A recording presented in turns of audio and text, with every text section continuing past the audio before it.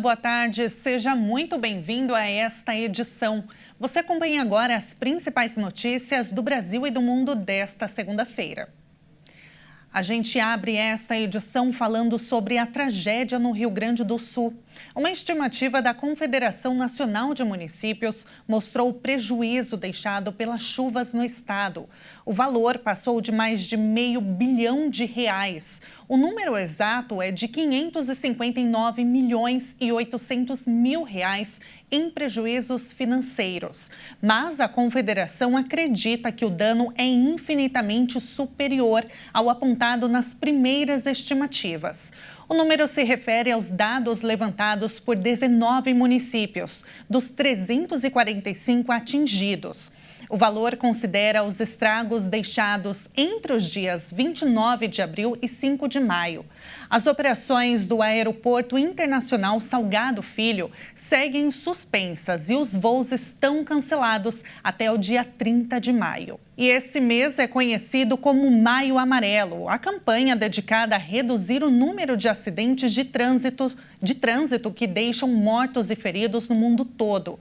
De acordo com a ONU, o Brasil é o terceiro país com o trânsito mais violento do mundo e as principais vítimas são jovens e motociclistas. BR-163 em Mato Grosso do Sul. O motorista deste carro faz uma ultrapassagem perigosa.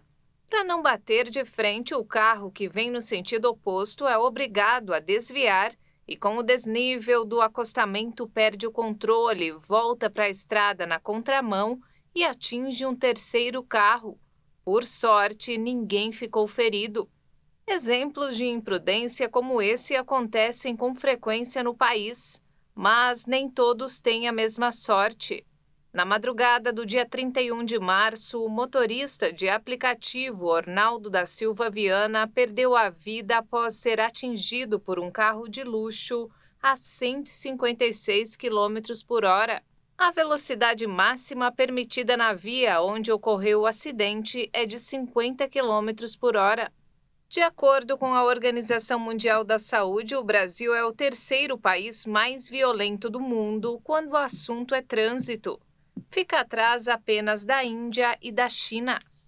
Somente no ano passado, mais de 600 mil acidentes foram registrados no Brasil, uma média de 17 casos por dia.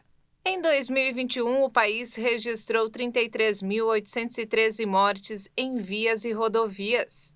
Em 2022, houve um declínio tímido no número de óbitos, chegando a 31.174 registros. Quando o acidente envolve motos, os dados são ainda mais alarmantes. O Brasil fica em segundo lugar no ranking mundial. De janeiro a março deste ano, a Polícia Rodoviária Federal registrou mais de 7 mil ocorrências, uma alta de quase 14% em relação ao mesmo período do ano passado. O número de mortes de motociclistas também subiu de 391 em 2023 para 434 em 2024.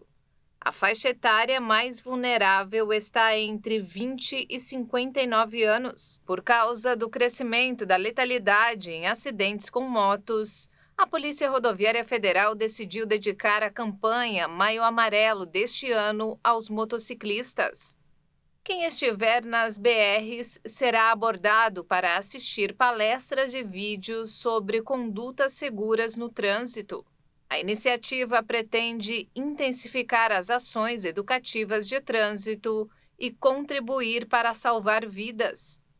Segundo a PRF, a principal causa dos acidentes de trânsito é a reação tardia ou ineficiente, ou mesmo a ausência de reação do condutor. Além disso, muitos acidentes fatais são atribuídos à combinação perigosa de álcool e direção. E olha só, a região sudeste do país deve enfrentar uma onda de calor pelo menos até quinta-feira. A alta média é de 5 graus acima e traz riscos para a saúde da população. O Instituto Nacional de Meteorologia divulgou nesta segunda-feira um alerta de ondas de calor com previsão de temperaturas 5 graus Celsius acima da média. O aviso inclui estados do Rio de Janeiro, São Paulo, Minas Gerais e Paraná, incluindo regiões metropolitanas do Rio de Janeiro e de São Paulo, sul e sudoeste de Minas Gerais, Campinas, Bauru, Piracicaba, no interior paulista e centro-oriental paranaense. O próprio INMET define o grau de severidade do fenômeno como de grande perigo. Segundo o órgão, a previsão vale por pelo menos 5 dias. Há risco para a saúde. A cidade de São Paulo registrou neste domingo um novo recorde histórico de temperatura máxima para o mês de maio.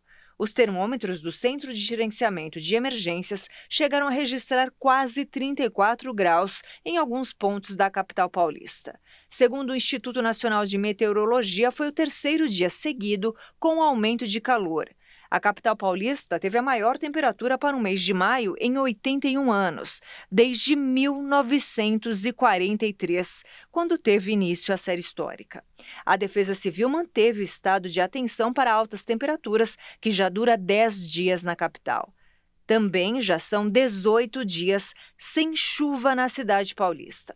Segundo o Centro de Gerenciamento de Emergências, o tempo deve mudar só a partir da segunda quinzena do mês. E agora a notícia internacional. O exército de Israel bombardeou nesta segunda-feira a localidade de Rafah, na faixa de Gaza, depois de ordenar a evacuação de milhares de pessoas que estavam abrigadas. O grupo terrorista Hamas afirmou também nesta segunda-feira que aceitou uma proposta de cessar-fogo elaborada pelo Egito e Catar. Os dois países estão intermediando uma negociação de um acordo entre os palestinos e o governo de Israel. Vamos acompanhar. Israel começou nesta segunda-feira a evacuar temporariamente 100 mil pessoas do leste de Rafah. O premier Benjamin Netanyahu prometeu em várias ocasiões que vai invadir a cidade do sul da faixa de Gaza com ou sem trégua, apesar das preocupações expressadas pela comunidade internacional sobre o destino dos civis refugiados na localidade. Ao mesmo tempo, o exército israelense intensificou os bombardeios em 2 bairros de Rafah que estavam entre as ordens de saída. Desde amanhã e, claro, depois que nos bombardearam, recebemos uma chamada de um número privado dizendo uma mesma frase, falando para evacuarmos, uma bobagem. Depois de jogar bombas, pedem para a gente sair? والله مش عارف لسه. Não há nenhuma zona segura em Gaza. Rafah é o único lugar e abriga todo mundo, 2 milhões de pessoas. Para onde vão essas pessoas? No final de semana, ficaram claras as persistentes diferenças entre Israel e o movimento palestino Hamas para alcançar um acordo que permita uma trégua. O novo ciclo de negociações celebradas no Cairo terminou sem avanços concretos e os dois lados se acusam mutuamente de intransigência. E depois de querer retomar o controle das Ilhas Malvinas, o presidente da Argentina, Javier Milei, admitiu em entrevista à BBC que não existe solução instantânea para recuperar o arquipélago que está atualmente sob controle do Reino Unido. O chefe de Estado ultraliberal reconheceu também que podem ser necessárias décadas para tentar retomar a soberania das Malvinas. Milei deixou claro na entrevista que a Argentina não busca um conflito com o Reino Unido. O arquipélago, localizado a 400 quilômetros da costa argentina e a quase 13 mil quilômetros da Inglaterra, foi cenário de uma guerra de 74 dias entre Argentina e Reino Unido em 1982. O conflito terminou com a rendição do país sul-americano e o balanço de 649 argentinos e 255 britânicos mortos. A Argentina afirma que as ilhas, herdadas da coroa espanhola depois de sua independência, foram ocupadas em 1833 por tropas britânicas, que expulsaram o governador e os moradores argentinos para o continente. E esta edição fica por aqui. Mais notícias você acompanha ao longo da nossa programação. Muito obrigada pela sua companhia e até mais.